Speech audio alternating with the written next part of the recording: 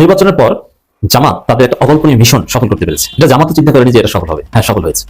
মাত্র 10 দিনের মধ্যে জামাত এই মিশনটা সফল করতে পেরেছে। 10 দিন সময় লেগেছে। কি 104 বছরের ইতিহাসে যা দেখা যায়নি এখন সেটা দেখা যাচ্ছে। জায়গা মতো আঘাত করছে, এটাই দরকার ছিল। আজকে সকাল থেকে কিন্তু খবর, আমি এই বিএনপি সরকারের সামনে 5টা অশনি সংকেত, মানে বুঝেন তো, এই 5টি বিষয় যদি বিএনপি হ্যান্ডেল করতে না পারে বিএনপি কিন্তু ব্লান্ডার করবে। তো চলেন আর বেশি কথা না বলে বিএনপির সামনে যে 5টি ভয়াবহ অশনি সংকেত সেগুলো কি কি? হতাশার মধ্যে আশার আলো আপনাদেরকে শোনাচ্ছি। তাহলে আমরা আশার আলো সেটাই যে আগামী সূর্যটা সুন্দরভাবে উদয় হবে সেটাই প্রত্যাশা করছি। ভাই রে ভাই, জামাত বাংলাদেশের ইতিহাসের কঠিন একটা সিদ্ধান্ত নিয়েছে। বাংলাদেশের ইতিহাসে এমন সিদ্ধান্ত কোন রাজনৈতিক দল বাংলাদেশের বুকে নেয়নি। জামাত এই সিদ্ধান্তটা নিল। গোলামীর দিন শেষ, বাংলাদেশ আর মাথা নত করবে না। আপনাকে স্যালুট, আপনাকে স্যালুট। গোলামীর দিন শেষ, বাংলাদেশ আর মাথা নত করবে না। স্যালুট তারেক রহমান, আবারও আপনাকে স্যালুট। কেন এখন তারেক রহমানকে স্যালুট জানালাম জানেন? যে তাদের মিসাইল আক্রমণে প্রধানমন্ত্রী নেতানিয়াহু ও 4 জন ইসরায়েলি সেনা কমান্ডার নিহত হয়েছেন। তারা নেতানিয়াহুকে মেরে ফেলেছে। তাকে একা মারেনি, সঙ্গে আরো কয়েকজন ইসরায়েলি কমান্ডার তারা মারা গেছেন। বাংলাদেশের বর্তমান স্বরাষ্ট্রমন্ত্রী সালাউদ্দিন আহমেদ, আপনারা জানেন তিনি তো রয়ের প্রথম সারির দালাল, এটা আমরা সবাই জানি। তিনি 9 বছর ভারতে ছিলেন। ভারত তাকে খাইয়ে পরিয়ে তেলে বসে বড় করবার জন্য সেখানে রাখেন নাই। প্রিয় দর্শক, বর্তমান বাংলাদেশে যে চলমান প্রেক্ষাপট বা পরিস্থিতি বিরাজ করছে তারই আলোকে আপনাদের সামনে অতি গুরুত্বপূর্ণ কিছু ভিডিও ফুটেজ নিয়ে হাজির হয়েছি। এমনকি দর্শক, আমি আশা করছি ভিডিওর শুরুটা দেখেই বুঝতে পেরেছেন আজকের নিউজটি কতটা গুরুত্বপূর্ণ হতে যাচ্ছে বা কতটা গুরুত্বপূর্ণ হওয়ার সম্ভাবনা রয়েছে। তো প্রিয় দর্শক, যারা ভিডিওটি অন করেছেন তারা ভিডিওটি না টেনে সম্পূর্ণ মনোযোগ সহকারে দেখবেন, তাহলেই বুঝতে পারবেন আজকের ভিডিওর মূল রহস্য বা আসল ঘটনাগুলো। প্রিয় দর্শক, চলুন দেখে আসি সেই আজকের কাঙ্ক্ষিত ভিডিওগুলো। তবে তার আগে বলি, যারা এখন এই চ্যানেলটি সাবস্ক্রাইব করেননি তারা সাবস্ক্রাইব করে পাশে থাকা বেল আইকনটি বাজিয়ে দিবেন। আর যারা এই চ্যানেলটি সাবস্ক্রাইব করে রেখেছেন তাদেরকে অসংখ্য ধন্যবাদ। তো চলুন দর্শক, আমরা একটা লাইক দিয়ে ধারাবাহিকভাবে ভিডিওর সকল বিস্তারিত আলোচনা দেখে আসি। এই 5টি বিষয় যদি বিএনপি হ্যান্ডেল করতে না পারে বিএনপি কিন্তু ব্লান্ডার করবে। এটা কিন্তু আপনার সেই 1991 সাল নয়, আবার এটা কিন্তু আপনার 2001 সাল নাম, মাথায় রাখতে হবে এইটা 2026 সাল। তো চলেন আর বেশি কথা না বলে বিএনপির সামনে যে 5টি ভয়াবহ অশনি সংকেত সেইগুলো কি কি আপনাদের কি বলবো। বিএনপির সামনে অশনি সংকেত 1, সেটা কি জানেন? 11 দলীয় জোটকে ঠেকানো বা মোকাবেলা করা। এখন আপনি বলতে পারেন যে ভাই জামাত শিবির এটা ঠেকানো কোনো ব্যাপার না। আমি কিন্তু এর আগে একটা এপিসোড করছিলাম, সেখানে শিবির যদি ফুল ফর্মে অ্যাকশনে নামে মানে কি কি হতে পারে এটা আপনি কল্পনাও করতে পারবেন না। বর্তমানে তারা অনেক ধৈর্য ধারণ করে আছে এবং তারা সর্বোচ্চ চেষ্টা চালিয়ে যাচ্ছে যে বিরোধী এই সরকারি দলকে, বিশেষ করে বিএনপিকে সহযোগিতা করার জন্য। কিন্তু এইটা কিছু সাপ্রিয়ান নেতা তারা কিন্তু বুঝতেছে না। তারা এই জামাতের বাড়িঘরে, শিবিরের বাড়িঘরে কিন্তু আগুন ধরিয়ে দিচ্ছে। এইটা কিন্তু সবচাইতে বড় ভুল করতেছেন। এই অবস্থা যদি আপনারা চলমান রাখেন, এই যে বিএনপি, এনসিপি এবং বিশেষ করে যে খেলাফত মজলিস অর্থাৎ মামুনুল হকের যে একটা অংশ আছে, এই 3টা শক্তিকে মোকাবেলা কিন্তু আপনি করতে পারবেন না। এইটা বিএনপির জন্য কিন্তু একটা বড় চ্যালেঞ্জ, বা আমরা এটাকে বলতে পারি অশনি সংকেত। এই সংকেতকে বিএনপি কিভাবে মোকাবেলা করবে এটা বিএনপি ভালো জানে এবং এই বিষয়ে তাদের গবেষণা করা দরকার। এরপর 3 নম্বরে যে বিষয়টা বিএনপিকে সামলাতে হবে, এটা কিন্তু খুব কঠিন। এই 3 নম্বরের কারণে কিন্তু শেখ হাসিনা দেশ ত্যাগ করতে বাধ্য হয়েছে বা ক্ষমতা মানে ছাড়তে তাকে বাধ্য করা হয়েছে। কোনটা জানেন? পরাশক্তিকে মোকাবেলা করা। আর সবচেয়ে যে 2টি দেশ মানে বাংলাদেশের সাথে সম্পৃক্ত বা বাংলাদেশে তাদের প্রভাব বিস্তার করতে চায়, তার মধ্যে 1 নম্বরে আছে ইন্ডিয়া এবং 2 নম্বরে আছে আমেরিকা। আপনি ইন্ডিয়াকে খুশি করবেন, আমেরিকাকে খুশি করবেন না, আপনি টিকতে পারবেন না। আবার আপনি আমেরিকাকে খুশি করবেন, ইন্ডিয়াকে খুশি করতে পারবেন না, তারপর আপনি টিকতে পারবেন না। অর্থাৎ আপনাকে ব্যালেন্স মুডে চলতে হবে। যদি আপনি ব্যালেন্স মুডে চলতে পারেন, আশা করা যায় বিএনপি সরকার সফল হবে। আর যদি ব্যালেন্স মুডে চলতে না পারে, মানে কোনো একটা দেশের দিকে ঝুঁকে যায়, তাহলে বিএনপি খুব বেশি দিন টিকতে পারবে না। এটা চিরন্তন সত্য কথা। এবং 4 নম্বরে যে বিষয়টা, এই বিষয়টা তো অনেকে ধরতে পারেন নাই। আপনারা হয়তো মনে করতেছেন জামাত জাস্ট বিরোধী দল এবং তারা নামাজ কালাম পড়া মানুষ, হ্যাঁ, এদের শক্তি তত নাই।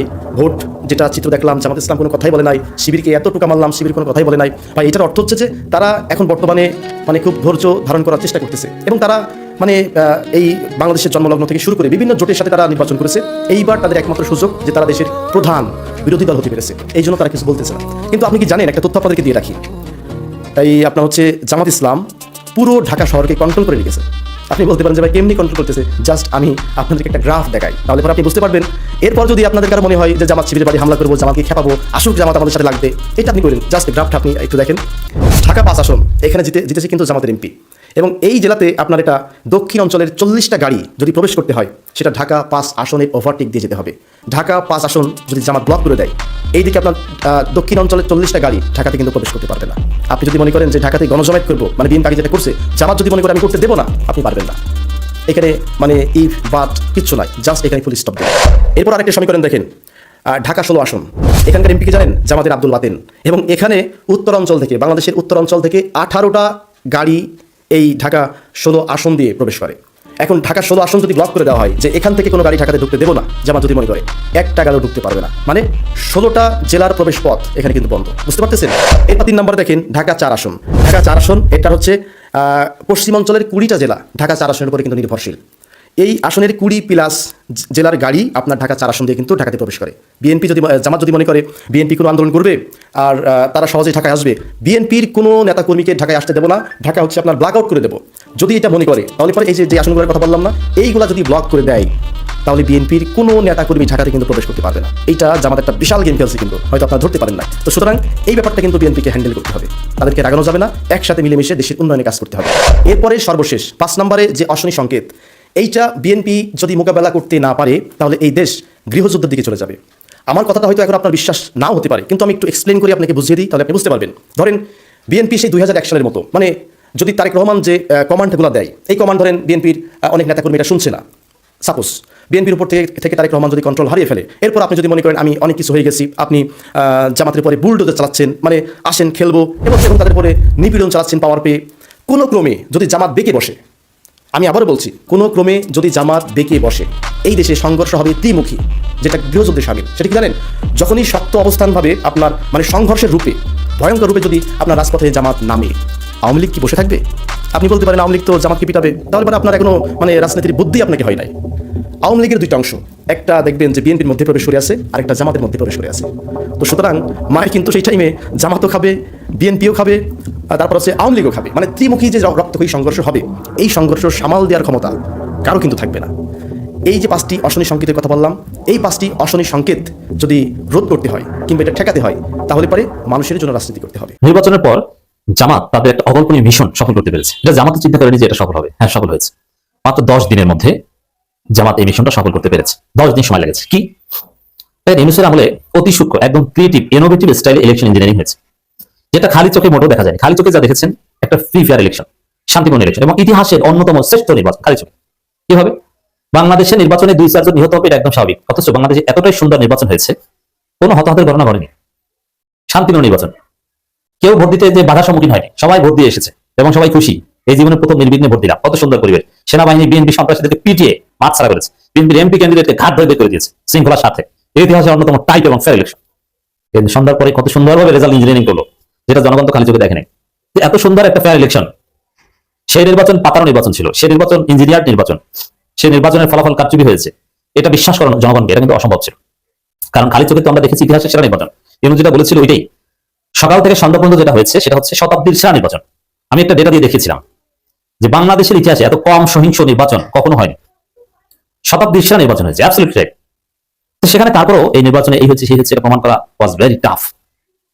কিন্তু না, যেটা সত্য, ইঞ্জিনিয়ারিং হয়েছে অলরেডি, হাইকোর্ট অলরেডি ইঞ্জিনিয়ারিং প্রমাণ পেয়েছে, যার ফলে অনেকগুলো নির্বাচনী আসনের ফলাফল, নির্বাচনী আসনের রেজাল্ট শিট, ব্যালট পেপার থেকে শুরু করে যাবতীয় কাগজপত্র পেপার হাইকোর্টের হেফাজতে নেওয়ার নির্দেশ দিয়েছে।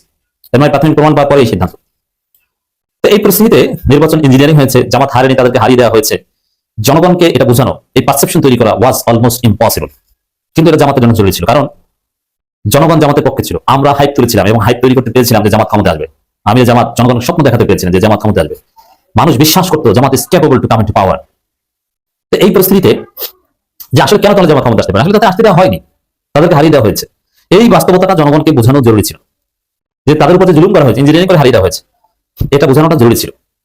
নইলে ক্ষমতা আসতে না পারলেও বিএনপি জামাতের মধ্যে ব্যবধান থাকার কথা একদম সামান্য।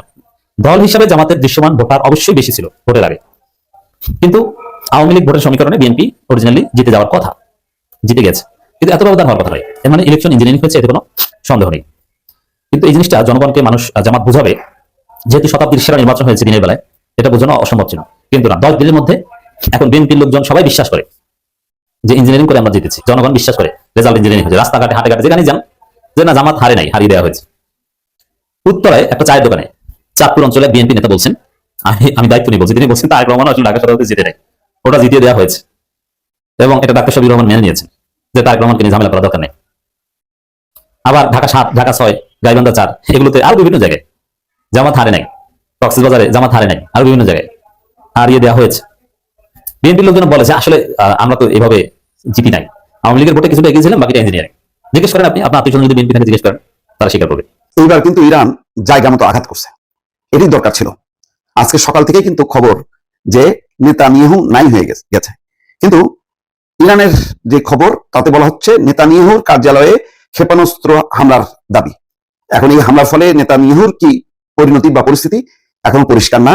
নেতানিয়াহু আজকে জনসমক্ষে আসেননি বা তার প্রকাশ্য কোনো তৎপরতা নেই বলে সম্ভবত এই গুঞ্জনটা মানে চাউর হয়েছে যে ওই হামলায় নেতানিয়াহু নাই হয়ে গেছে। দর্শক, কিন্তু বিষয়টা আবারও বলি আপনাদেরকে, এটা একটা প্রাথমিক ধারণা, কিন্তু এটা সত্য, এটা এখন প্রতিষ্ঠিত হয়নি।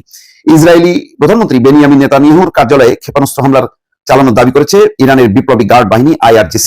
নেতানিয়াহুর কার্যালয় ছাড়াও ইসরায়েলি বিমান বাহিনী প্রধানের সদর দপ্তরকে লক্ষ্যবস্তু করেছে ইরান। সোমবার IRGCর এক বিবৃতির বরাত দিয়ে ইরানের রাষ্ট্রায়ত্ত বার্তা সংস্থা ফার্স নিউজ এজেন্সির প্রতিবেদনে এই তথ্য জানানো হয়েছে। IRGC বলেছে ইসরায়েলি প্রধানমন্ত্রী বেনিয়ামিন নেতানিয়াহুর কার্যালয় এবং ইসরায়েলি বিমান বাহিনী প্রধানের সদর দপ্তরে ক্ষেপণাস্ত্র হামলা চালানো হয়েছে। বিবৃতিতে বিপ্লবী গার্ড বলেছে ইহুদিবাদী শাসক গোষ্ঠীর অপরাধী প্রধানমন্ত্রীর কার্যালয় এবং তাদের বিমান বাহিনীর কমান্ডারের সদর দপ্তরে হামলা চালানো হয়েছে। এই হামলায় ইরানের নিজস্ব প্রযুক্তিতে তৈরি খাইবার ক্ষেপণাস্ত্র ব্যবহার করা হয়েছে বলে জানিয়েছে IRGC। এর পরিণতি ফলাফলকে এখনো পরিষ্কার না। নিশ্চয়ই যদি নেতানিয়াহুর চরম পরিণতি হইতো তাহলে এতক্ষণে হয়তো সারা বিশ্বে খবর ছড়াই যেত এবং পশ্চিমা গণমাধ্যম হয়তো প্রচার করতো। তবে যেহেতু ইরানের পক্ষ থেকে বলা হচ্ছে এর সত্যতা আছে, এখন শুধু কি মানে কার্যালয় ক্ষতিগ্রস্ত হয়েছে, বিমান বাহিনীর প্রধানের সদর দপ্তর ক্ষতিগ্রস্ত হয়েছে, নাকি লোকজন খোয়া গেছে? বিশেষ করে সবচেয়ে এখন সারা মুসলিম দুনিয়ার প্রধান শত্রু নেতানিয়াহু খতম হয়েছে পরিষ্কার না। তবে যদি নেতানিয়াহুর চরম পরিণতি হয়, এইটা হবে ইসলাম বা মুসলিম বিশ্বের জন্য সবচেয়ে বড় আনন্দের খবর এবং এটা একটা নজিরবিহীন একটা ঘটনা হবে নিঃসন্দেহে। কারণ পুরো মিডিল ইস্টের অশান্তির মূল্য হচ্ছে ইসরায়েল এবং তার প্রধান হতে হচ্ছে নেতানিয়াহু। নেতানিয়াহুর হাতে দগদগে রক্ত, যাকে আন্তর্জাতিক অপরাধ ট্রাইব্যুনাল ইতিমধ্যে তাকে দণ্ড দিয়েছে এবং যেখানে তাকে পাওয়া যাবে তাকে অ্যারেস্ট করা হবে। গণহত্যার দায়ে তিনি অভিযুক্ত এবং শাস্তিযোগ্য অপরাধ তিনি করেছেন।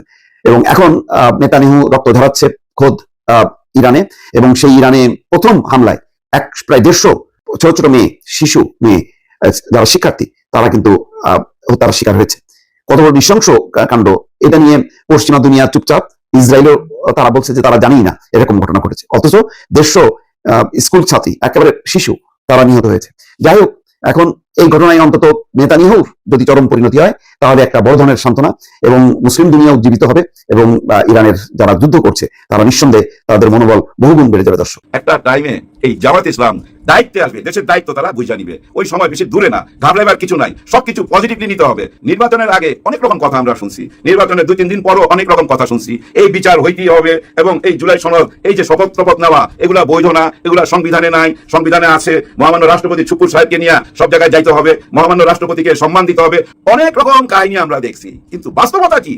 বাস্তবতাটা দেখেন, ওনারা সবকিছুই মাইনা নিতেছে, জুলাইকে মাইনা নিতেছে। বিচার কার্যক্রম যেভাবে চলতেছিল আন্তর্জাতিক বিচার ট্রাইব্যুনালে সেটা চলমান থাকবে এবং বিডিআর এর কথাও তুলে নিয়ে আসছে, সবকিছুই কিন্তু ঠিক আছে। কিন্তু মাঝখানে কেন এরকম দেখতেছিলাম? মাঝখানে এলোমেলো ছিল কি জন্য জানেন? নির্বাচনের জন্য, ভোটের জন্য।